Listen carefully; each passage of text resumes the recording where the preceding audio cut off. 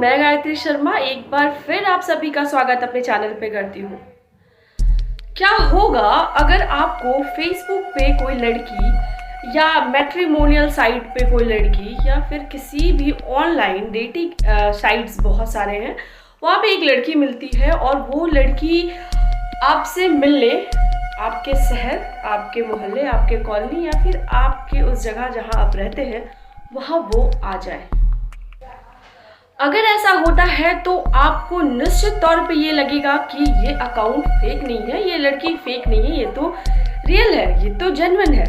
फिर आप उससे फ्रेंडशिप कर लेंगे और फिर आपका एक अच्छा रिलेशन उसके साथ चालू होगा और सब कुछ परफेक्ट लगेगा। आपको कुछ भी ऐसा फील नहीं होगा कि ये किसी तरह का ट्रैप है। और कुछ समय के बाद आपसे कुछ रकम डिमांड किए जाएंगे क्योंकि उस लड़की के पास आपके खिलाफ काफ़ी चीज़ें इकट्ठा हो चुकी होती हैं, जो एक मुकदमा दायर करने के लिए जो आपके खिलाफ होगा काफ़ी होता है। और असल खेल उनका यहाँ से शुरू होता है। जी हाँ दोस्तों, अगर आप कोई भी सोशल प्लेटफॉर्म पे हैं तो आपको जागरूक होना बहुत ज़रूरी है, अदरवाइज़ आप इस तरह के ट्रैप में फंस सकते हैं और आपको इसका खामियाजा भी भुगतना पड़ सकता है। क्या होता है हनी ट्रैप?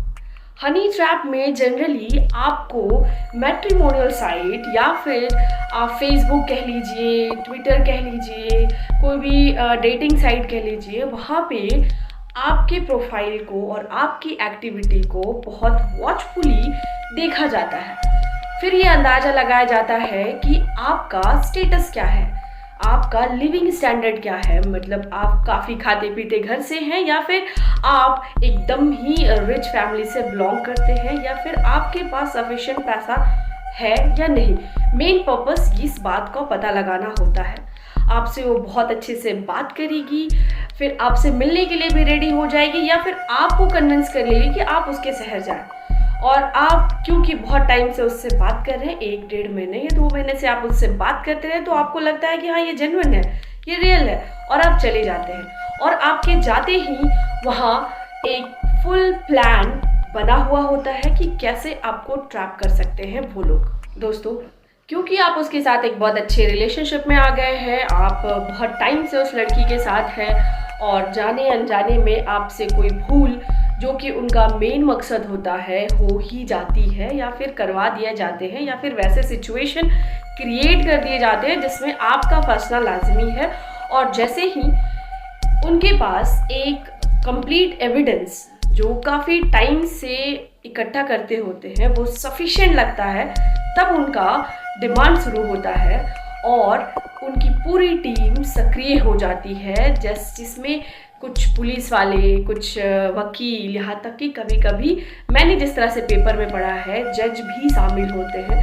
आपको ब्लैकमेल करना वो शुरू कर देंगे और इस बात की धमकी देंगे कि अगर आप इतने पैसे नहीं दे सकते हैं तो वो पुलिस में जाके आपकी कंप्लेन करेंगे और आपके जितने भी पिक्चर्स या वीडियोस उनके पास हैं वो पब्लिक करेंगे। और इसे कहते हैं एक्सटॉर्शन, वो रंगदारी आपसे मांगेंगे। अगर आप डर गए, जो कि इस तरह की सिचुएशन में लाजमी होता है, या फिर आपकी अज्ञानता उस समय आप पे ही भारी पड़ जाती है, क्योंकि इस तरह से कई वीडियोस आपके यूट्यूब पे हैं लेकिन आप उन सब चीज़ों से अवेयर नहीं है, तो इसका खामियाजा आपको भुगतना पड़ सकता है।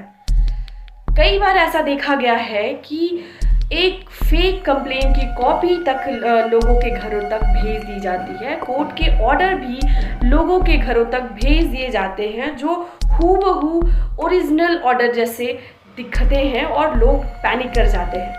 कई बार आपको थाने से फ़ोन आएगा कि आपके खिलाफ ऐसे ऐसे कंप्लेन है, महिला आयोग से लोग फेक आइडेंटिटी बना करके आपको डराएंगे, धमकाएंगे, आप पे प्रेशर डालेंगे।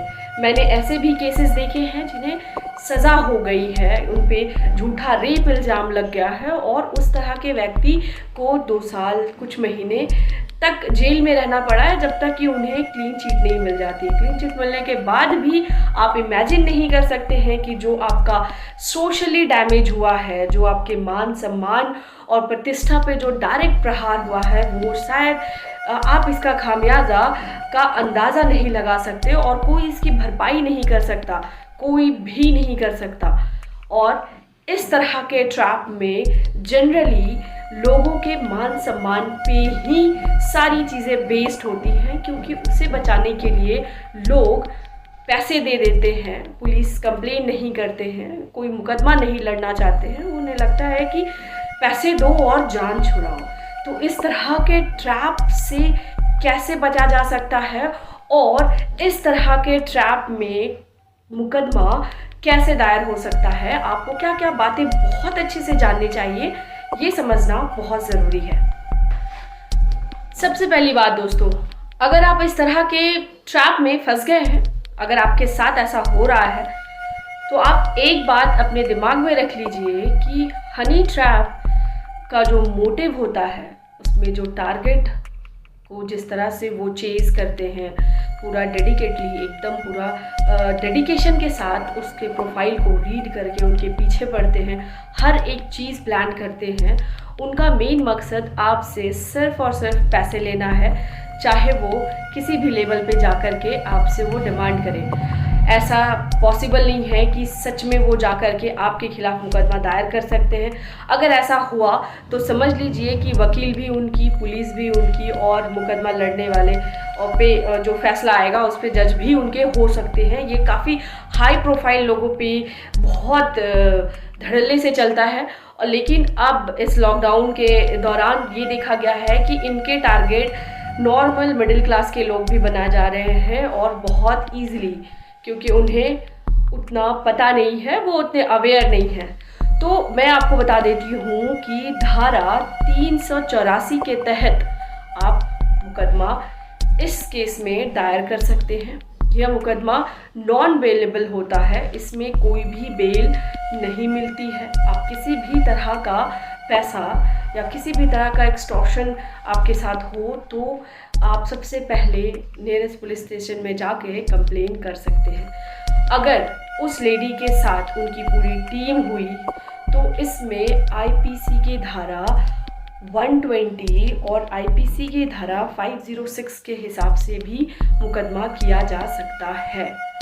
तो आप और आपके जितने भी जानकार हैं उन्हें सिर्फ एक चीज़ बचा सकती है, वो है ज्ञान, वो है अपडेट, वो है खुद को कितना आप जागरूक रखते हैं ताकि इस दलदल से बच सके। दोस्तों, मैंने कई बार ऐसा देखा है कि ऑनलाइन प्लेटफॉर्म्स पे लोग डेस्परेटली लड़कियों का नंबर मांगते हैं, उनकी फ़ोटोज़ मांगते हैं, उनसे फ्रेंडशिप करना चाहते हैं। ये आपने भी देखा होगा। लेकिन क्या होगा अगर आप ये सब जानने के बाद भी इस तरह के दलदल में फंस जाते हैं, इस तरह के अपराध का शिकार हो जाते हैं? तो ज़रूरत ये है कि आप सतर्क रहिए, इन सब व्यर्थ की चीज़ों से दूर रहिए और जितना हो सके आप इस वीडियो को शेयर करें, लोगों तक पहुंचाएं ताकि वो इन सब चीज़ से बचें। मैंने एक रिसर्च करके, मैंने सब चीज़ों को समझ करके अपने साइड से एक पहल कर दी है इस वीडियो के माध्यम से। अब आपकी बारी है, आप कितना इनको शेयर करते हैं, किन किन लोगों तक पहुंचाते हैं। मेरी शुभकामनाएं यही रहेंगी कि आप स्वस्थ रहें, सुरक्षित रहें, अपने परिवार, अपने माता पिता के साथ खुश रहें और कोर्ट कचहरी या मुकदमा इन सब चीज़ों में ना पड़े और ना ही इन सब चीज़ों के होने की नौबत आने दें। तो फ्रेंड्स, आज के लिए बस इतना ही। मैं आपसे अपने नेक्स्ट वीडियो में मिलूँगी, तब तक के लिए नमस्कार।